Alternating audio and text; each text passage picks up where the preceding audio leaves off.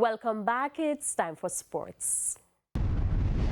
Olympic sprint hurdles bronze medalist Rashid Broadbell and two-time world 200-meter champion Sharika Jackson have been added to the list of elite athletes to compete at the race's Grand Prix on June 7. Broadbell won the 110-meter hurdles in 13.14 seconds at the Doha Diamond League meet on May 16, while Sharika Jackson clocked 22.79 to finish second in the 200 meters at the Jamaican Diamond League meet on April 26. Both Jackson and Broadbell will join athletes such as reigning world 400-meter champion Antonio Watson, who returns to action this season after injury ruined his 2024 campaign. Paris Olympic silver medalist in the 100 meters Kishane Thompson, who most recently clocked 9.99 seconds to place second in the 100 meters, and Oblique Seville, who upstaged eventual Olympic champion Noah Lyles to win the men's 100 meters at last year's staging, is also down to compete. The meet will also see quarter miler Christopher Taylor making his return to the sport after serving a 2.5-year suspension for an anti-doping rule violation, while Woolmer's schoolboy Gay Ricard, who sustained an injury while winning the Class 1 boys 100 meters at Champs, will take on the senior men.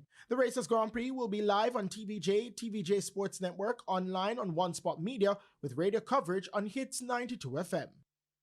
Former national squash champion Julian Morrison has evaded a maximum 4-year ban after the independent anti-doping disciplinary panel rules on May 16 that he only serve a 2-year ban for his use of the banned anabolic substance boldenone. His positive test for trace amounts of the banned anabolic substance in an out-of-competition test came from a urine sample in January 2024. The decision by the 3-member panel, which was chaired by Catherine Minto, comes 5 months after the hearing ended on December 13, 2024. The 33-page decision reflects a 2-year reduction after the panel accepted it more true than not that there was no intention to ingest boldenone. One of Morrison's attorneys out of Trinidad and Tobago, Amir Crown, welcomed the reduced sanction.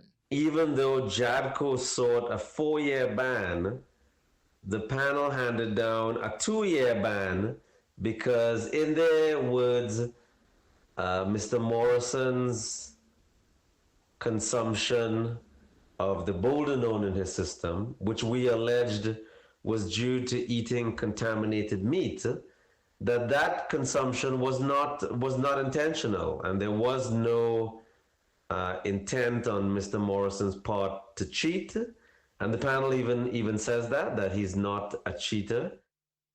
And finally, the Indiana Pacers overturned a 17-point deficit in the fourth quarter before beating the New York Knicks in overtime to win the opening game of their NBA Eastern Conference Finals series 138-135. Jalen Brunson ended the night with 41 points for the Knicks and helped them to lead 69-62 at halftime. The hosts continued to pull away and were 14 points clear with 2 minutes and 51 seconds left to play. However, Indiana scored 6 straight 3-pointers, 5 by Aaron Naismith, before Tyrese Halliburton forced overtime with a 2-point shot on the buzzer. Momentum remained with the Pacers in overtime as they recorded a famous victory at Madison Square Garden. It is the 4th time the Pacers have won from being 15 points or more behind during the postseason. The second game of the best-of-7 series takes place in New York on Saturday. I'm Christopher Scott, and that is your Midday Sports Report.